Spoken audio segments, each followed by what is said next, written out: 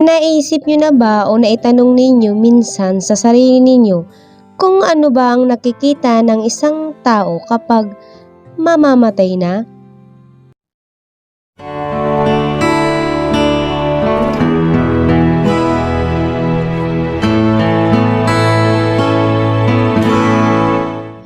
Madaming kwento ang nadidinig natin tungkol sa ilang kaganapan may kinalaman sa ganyang pangyayari, at ang mga tunay na kwentong ito na pag-uusapan natin ay ilan lamang sa mga halimbawa nito.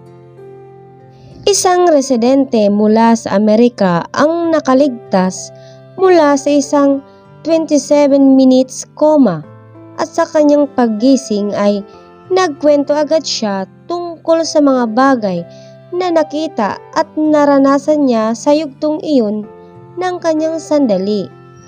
Ito ay si Tina Hines. Si Tina Hines ay nasugod sa ospital dahil sa heart failure taong 2018. Kahit pa ang pamilya ni Tina at maging siya ay aktibo naman sa ilang healthy lifestyle, pero sa isang hiking trip kasama ang kanyang asawa na si Brian ay bigla siyang nawalan ng malay, dahilan para dali-dali itong isugod sa pinakamalapit na ospital. Bago pa man iyon mangyari, ay nagsubok na si Brian ng cardiopulmonary resuscitation sa kanyang asawa para magbakasakaling maging maayos pa ito, pero walang nangyari. Pagdating sa ospital ay ginawa ng doktor ang lahat para maging maayos ang lahat, pero silang lahat ay nabigo na gawin iyon. 27 minuto na itong walang heartbeat at considered na bilang clinical death, habang ang mga doktor noon ay pilit pa ding hinahabol ang kanyang buhay bago mahuli ang lahat. At matapos ang 27 minutes ay nagtagumpay sila, at pagkalipas ng 4 na oras na ilang pagsusuri sa kanyang kalagayan ay sinalubong na agad siya ng kanyang pamilya na talaga namang natakot at nag-alala sa naging kalagayan niya. Ngunit sa pagtataka ng lahat ay humingi ito ng isang notebook at isang ballpen na agad namang ibinigay sa kanya, at kahit pa medyo nanghihina pa ang kanyang kamay ay sumulat ito ng isang kataga na "It's real." Nang tinanong si Tina ng kanyang pamilya kung ano ang ibig niyang sabihin, ay tumingin agad ito sa kalangitan at lumuha. Sinabi niyang napunta siya sa langit at nakita niya ang imahe ng Panginoong Hesus na nakatalikod sa isang pintuan na naglalabas ng kakaibang liwanag. Isang sandali sa buhay ni Tina na nagpaniwala sa kanya na ang buhay ng tao ay hindi nagtatapos sa kamatayan, at ang paniniwala niya sa Diyos ay mas lumakas at mas tumibay. Ang istoryang ito ay nagbigay inspirasyon sa kanyang pamangkin na si Matty Johnson, dahilan para ipatato pa niya sa kanyang pulso ang symbolic phrase na sinulat ng kanyang tita. Gusto nitong i-share sa iba ang nangyari at kwento ng kanyang tita na alam niyang magbibigay inspirasyon sa karamihan. Halos 25% ng mga tao na nahantong sa clinical death kagaya ni Tina ay nagkaroon ng kaparehas na kwento may kinalaman sa Diyos at sa kabilang buhay. Kahit pa walang scientific basis ang lahat ng ito, ay hindi maitatanggi na hindi ito nangyayari sa iisang tao lang kundi sa marami. Ang isa pang kwento may kinalaman dito ay ang nangyari kay Zach Clemens, isang 17 years old na binata, kung saan naaksidente ito habang nagpa-practice silang magkaklase sa kanilang PE lesson, dahilan para mawalan siya ng malay. Kagaya ng nangyari kay Tina, ay nawala din ang heartbeat nito at hindi naging madali sa mga doktor na i-revive siya. Sa katunayan ay sasabihin na dapat ng doktor noon na patay na siya nang biglang nagkaroon ito ng pulso na siyang ikinagulat ng lahat. Si Zack, ilang araw matapos iyon, habang nasa ospital pa, ay nagkwento sa kanyang mga nakita.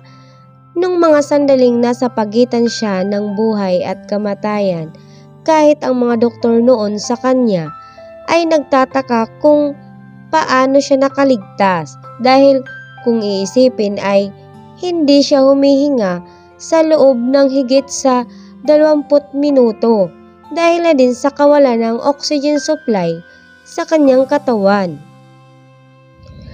Ayon kay Zack, ay nakita niya si Jesus, isang maaliwalas at maamong mukha na may mahabang buhok, balbas na nababalutan ng kakaibang liwanag. Alam ni Zack sa kanyang sarili na iyon ay si Jesus.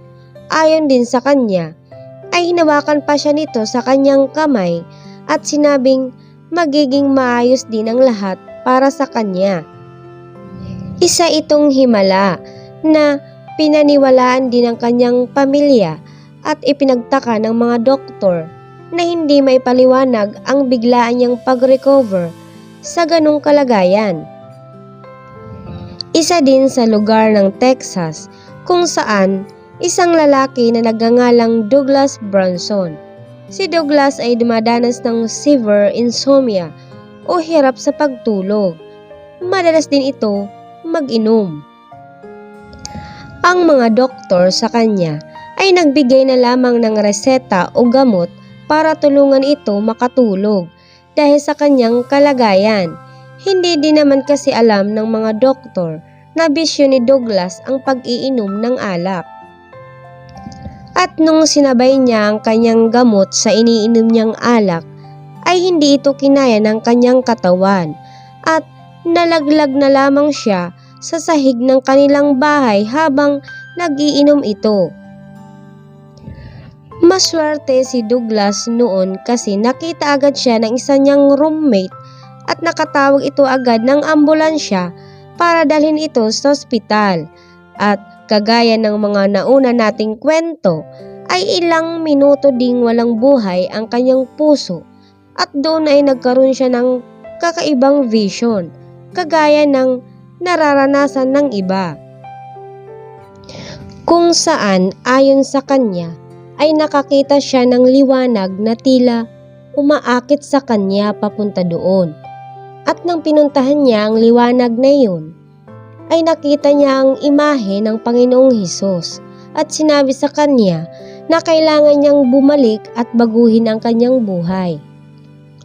At matapos ang pangyayari, sa kanyang pagising ay nagpatuloy na si Douglas sa isang masaya at maayos na buhay, malayo sa kahit na anumang bisyo dahil naniniwala siya sa kanyang mga nakita at nadinig ng mga sandaling iyon. Mas tumibay din ang pananampalataya nito sa Diyos. At ang huli naman nating pag-uusapan ay isang 3 taong gulang na bata na nagngangalang Paul, na umantig at naging inspirasyon din ng karamihan sa bansang Germany. Ikinagulat ito ng marami dahil hindi lamang minuto, kundi 3 oras siyang walang heartbeat bago magkaroon ng malay. Ito ay nangyari matapos ito aksidenteng malunod nang namamasyal ito kasama ng pamilya sa isang lugar kung saan may malapit na lawa. Malayo sa ospital ang lugar kaya dali-daling sumaklulo kaagad ang kanyang ama at binigyan siya ng heart massage at artificial respiration para maagapan ang lahat pero walang nangyari. Tumawag na sila ng emergency at pagdating ng medics ay pilit pa din nila itong ginagawan ng paraan para mabuhay. Ito ay nagpatuloy sa loob ng 3 oras at 18 minuto bago biglang nagkaroon siya ng malay na ikinagulat ng lahat. Si Professor Loder Swagger, ang head ng Helios Clinic na siyang humawak sa bata, ay hindi pa nakakaranas ng ganong pangyayari, kaya talagang ipinagtaka niya ito. Ang ganong katagal na clinical death ay imposible kasing maligtasan pa ng kahit sino. Paggising ng bata ay sinabi kaagad nito sa kanyang magulang na noong mga sandaling iyon ay nakita niya ang kanyang lola na naging malapit sa kanya noon na pumanaw na ilang taon ang nakakaraan, at ito ay nasa isang malaking gate na naglalabas ng kakaibang liwanag, at sinabi sa kanya nito na bumalik siya para sa kanyang mga magulang. Ang kwento ng batang iyan ay nagpagulat sa lahat ng taga-Germany, lalo na sa lugar kung saan nakatira ang kanilang pamilya. Ang mga istoryang nabanggit natin ay iilan pa lamang sa mga istorya na may kinalaman sa life after death. May mga naniniwala, may mga hindi, pero lagi nating tatandaan na maranasan man natin o hindi ang ganyang bagay, ay dapat nanatili pa din ang ating pananampalataya sa Diyos, anuman ang mangyari. At dito na po nagtatapos ang ating kwento. Sana po ay may natutunan kayo sa videong ito. Muli mga idol, kung bago ka lang sa aking channel, please don't forget to subscribe, like, and share. Maraming salamat po.